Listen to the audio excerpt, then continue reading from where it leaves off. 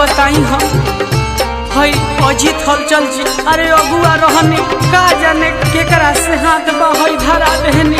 हमार तनिको दुख दर्द में शामिल लइखन होखत ना। हम आज तक ले कोनो सेज के सवाद बुझनी। कैसन ई दिन हमरा देखे के पड़ता। इहवे देखी हम अंजनी बके कितना फूलल फल रहतारी। अपू बके देख ली होने, राम बाबू बके देख ली, दीपक बके देख ली। हम का कहें, हम अपन दिल के दर्द सुनाई नहीं सकतानी। नहीं हरा में यारावा बड़ी दिल बड़ुए सुख है।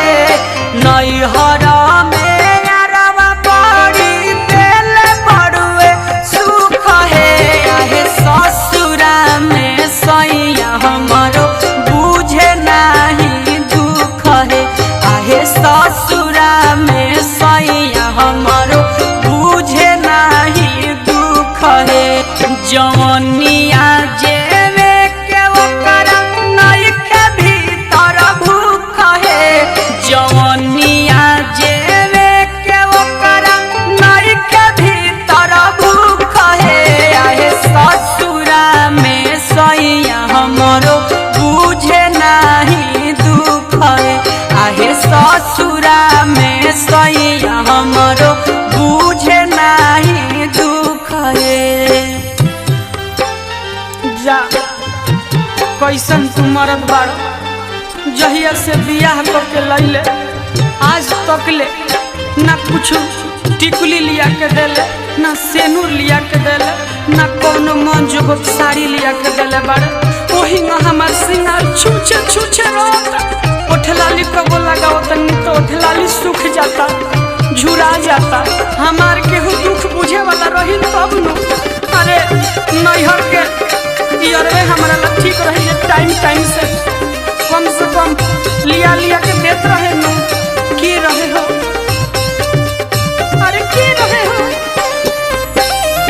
पूरल न साध हमारा शादी के बाद के अभी ले न जननी कुछऊ सेज के सवाद के। अरे सेज के सुख का होला हम अभी ले न जननी हो। ए हो सुनो, पूरल ना साध हमारा शादी के बाद के अभी ले न जननी कुछऊ सेज के सवाद के।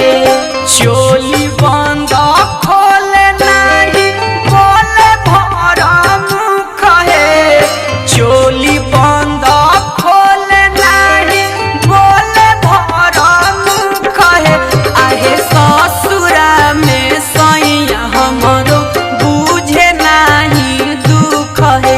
आहे ससुरा में पियावा हमार बुझे नहीं दुख है। अरे हम शादी के पहले ही जानले रहती कि हमारा संग हेंग होई तब को शादी खाती हम राजी ना होती।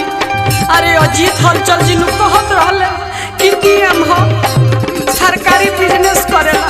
हमारा बाद में पता न चलल हो कि एटीएम के गार्ड हो। एटीएम के गार्डो कोनो बड़ा सो जे अपना मेहरारू के जान मान करेला सो।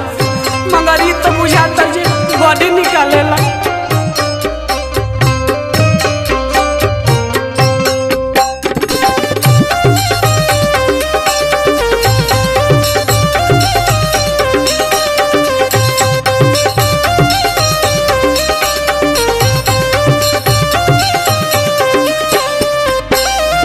जानती तो ऐती नाही छोड़ के चान दान के। रही रही होता सोच हमारा मान के। अरे नैहर के यारवे चंचलवा हमार ठीक रहे।